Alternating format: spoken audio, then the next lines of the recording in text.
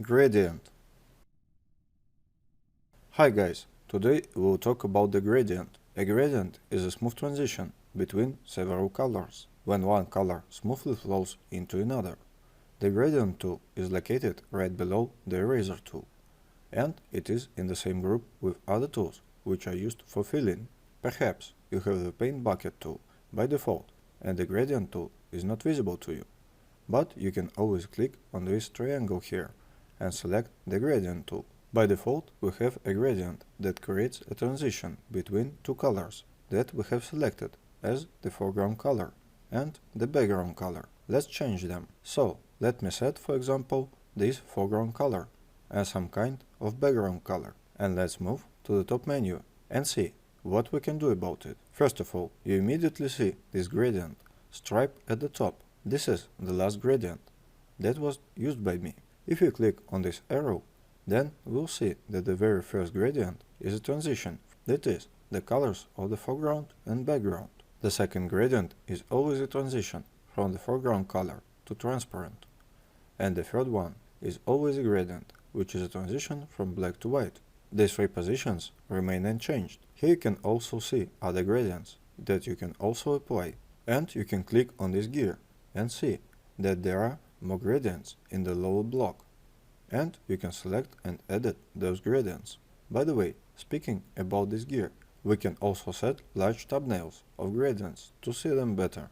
We can stretch the window like this and see what kind of gradient we have. We can set small thumbnails and names if suddenly we're going to look for gradient by name. Well, there are also big thumbnails and names. There is also preset manager option, which is similar to Brush's preset manager. And in particular, there is an opportunity to load your own gradients, which you, for example, downloaded from the internet. If you intend to upload some gradient, you need to click Load and select the folder where you have saved this gradient. Here, for example, I found a gradient. All such files, it usually has the GRD extension, gradient extension. Select this file and I click Upload. And as you can see, I have added new gradients, which are represented by such pastel colors. Now let's see how gradients work. So, I go into this window and choose, for example, this gradient, which is a transition from the foreground color to the background.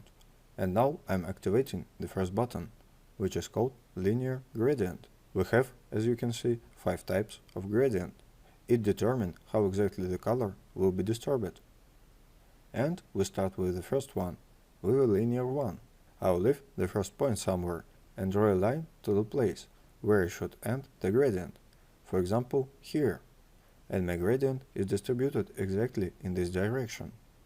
And if I did it, for example, diagonally, it would be like this, or like this. It all depends on where you draw this line. The next gradient is a radial gradient. It creates fills of this kind. It makes this kind of circle at the beginning of your gradient. If you suddenly want to swap the colors and make it so that it is not from red to blue, but the opposite, then you need to tick the invert box. And then, if you swipe, you will get exactly the opposite. You can make such a short line, and then there will be such a small blue point. The next gradient, it is called angle. We choose it and see what we get. And we have something like this. At the very beginning, the gradient has such a radial development, but then it is divided into two colors, rigidly separated from each other. The next one is called reflected, but I think everything is obvious here. If we draw a line, then we get such an interesting thing. Or for example, like this. In general, this is how the color is distributed on the cylinder. Now, if you imagine a cylinder and imagine that it is somehow colored by this color, then it will look exactly like this. So, the next gradient creates stars like this. Here it can be of different sizes. You can create a lot of them on different layers if you need a lot of such stars. Next we have blending modes. It works exactly the same as in all other cases. The same applies to opacity. The reverse swaps colors. Dither option allows you to make transitions as soft as possible. Well, transparency allows you to transparency in the gradient, because you probably noticed that some gradients include transparent areas. Let's click on this place, where the color of the gradient is presented, and we have a gradient edit menu open in which we can create our own gradient. Well, firstly, the gradient can be solid, or we can choose noise. The solid gradient is the one that we have created, and all the gradients which you usually see in sets are solid gradients. And if we choose noise, then we create such an arbitrary model of this noise. That is, the gradient is represented by such stripes. We can change the level of its smoothness, but if we set it to the maximum, then the stripes will become very sharp and neon.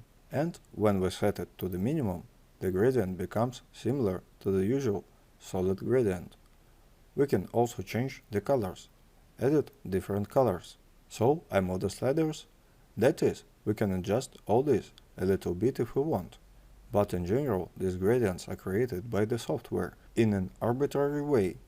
Well, of course, if we liked it, we can use it, but it happens quite rarely. And if we choose solid, then we have the same gradient here as we used before. At the bottom of this gradient, there are such jars that are responsible for the colors.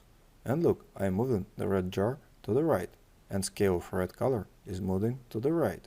In the same way, you can move the left one. As you guessed, this rhombic in the center means the middle point of the color. It can also be shifted, so your gradient will somehow change. If you click here again, we will have a new color control point, and we can set a color of our own. Click on it twice and, for example, choose this color. And now we have edited. There can be any number of such points, and you can create such complex gradients with a large number of colors. The upper sliders are responsible for level of transparency. It can also be moved, and for example, we can set the level of opacity on this area, like this, and you see how the gradient changes. Similarly, there may be several of these points. You just click and additional points appear. In some separate places of the gradient, you can edit transparency. And so, for example, you created some kind of gradient. You liked it. So, you give it a name and click New. After that, our gradient is at the very bottom of our gradient palette. If we choose to load, we will be able to load gradients from the internet, just as we have done today. And if we click Save, then in this case we can save our gradient with some name and then send it, for example, to someone by mail if we need it. That is, if I click Save now, then I'll have a new gradient in my folder and I can already send it to someone. And now let's look at an example of how we can use a gradient. We have already used it in a mask. You remember, we used a black and white gradient. Let's try to use a colored one as well. Let's create a colored background here, and at the same time, let's remember the magic eraser tool. So I took it, opacity 100%, tolerance 32, and I click on the background.